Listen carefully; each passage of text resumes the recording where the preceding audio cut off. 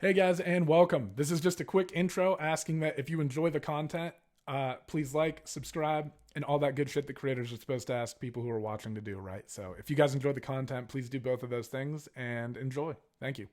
All right, and finally, we've worked our way up to the headliner between number 4 ranked Rob Font and number 5 ranked Jose Aldo. Jose Aldo moves down to 135 pounds, right? And he fights Marlon Moraes. Loses a split decision that a lot of people thought he won.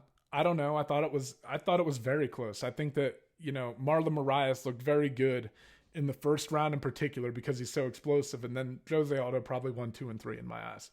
However, right, doesn't matter. Moves on. And he's probably one of the only fighters, there's probably another one of the only fighters I can think of that loses their debut bout at that weight class at 135 pounds. And then the very next fight, he fights Petr Yan for the vacant UFC bantamweight championship. And Petr Yan, man, just puts it on Jose Aldo, right? And it's kind of the same thing that you saw from Max Holloway, right? Where Jose Aldo finds a little bit of success here and there.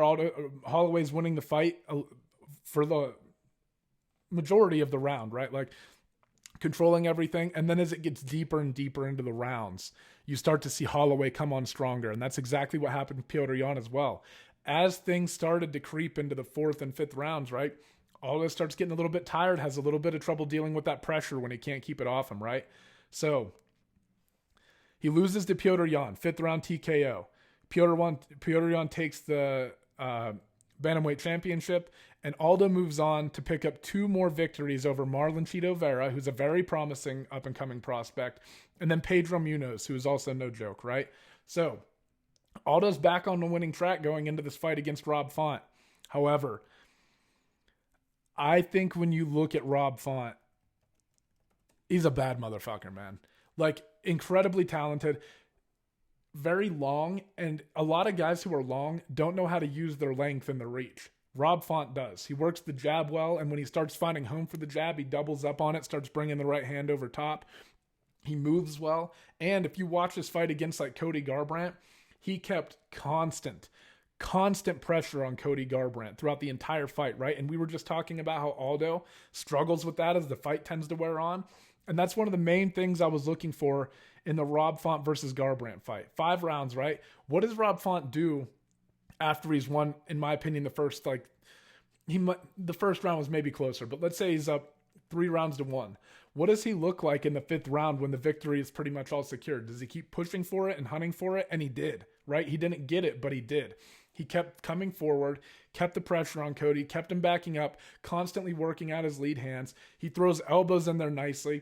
He feints with the uppercut, and a lot of the times, man, Aldo will like dip his head. I think Aldo leaves himself open to be countered a little bit when he's coming in for those body shots.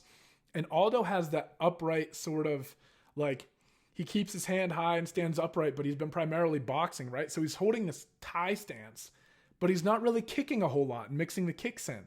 So I think that Aldo is also going to leave his torso open, and Rob Font does a great job of throwing front kicks to the body and using it as a rangefinder and just digging it in over and over. So again, I think the fact that like Aldo is going to have a high stance and that he's going to be up on like kind of his toes in a Muay Thai stance, but primarily boxing, is going to leave room for him to be countered, especially to the body. And I think that we're talking a lot about body work on this card. I think that body work in the 4th and 5th round is going to make it very difficult for Jose Aldo. And like I said, I think you look at Rob Font. Rob Font's also a finisher, guys. 34 years old. He's been in the game for a long time, 19-4, 8 wins by knockout, 4 by submission. 12 of his 19 wins are finishes, right? And, he knocked out Marlon Moraes before Garbrandt, has knockout wins over Thomas Almeida and Matt Schnell. I mean, the guy's no joke. And he's a submission threat. Like, he has submissions too, but, like, you don't really see it at the UFC level so much. Like, that stuff kind of tends to happen earlier in your career, right? So, not really looking for him to go out and submit Jose Aldo, or he might wrestle him, and because also Aldo, like, his takedown defense is very good, but once he's there, I think you can control him a little bit and stuff, right? And pour some offense on him. So I don't think that necessarily comes into play a lot. I think Font's going to prefer to keep it on the feet, but I really as good as Aldo is and as good as he's looked at 135 pounds, I really just feel like this is like Rob Font is on his career trajectory is taking him towards the title, right?